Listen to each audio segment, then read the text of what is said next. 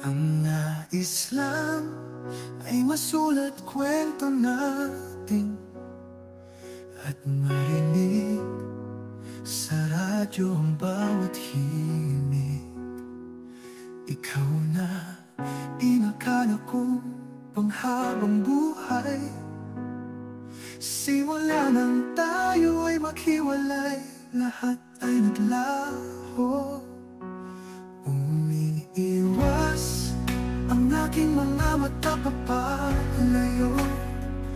Ayoko na makita kayo ang magkasama, at ang mga pangako na sa'kin mo iniwan, bakit ngayon nakikita ko sa kanyang bawat ngiti?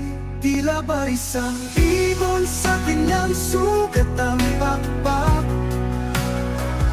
Pinili ko pa rin ang lumaban at lumipad, mga hampas ng hangin na aking inaharap.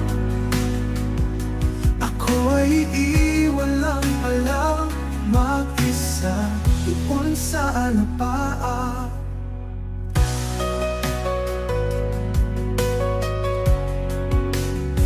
Sa tuwing naririnig ay nagbabalik nangyari noon na kwento na lang ngayon. Patuloy kong nadarama at nagtatanong, kailan ko kaya mawawaglit sandaling kasama ka? Tila ba isang ibon sa kanyang sugat ang pakpak?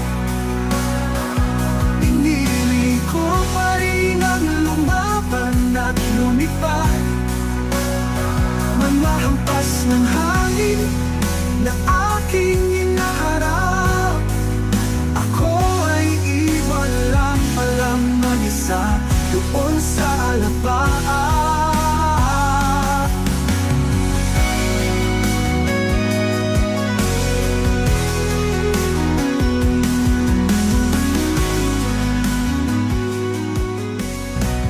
Tila ba isang ibon sa kanyang sugat ang pakpak?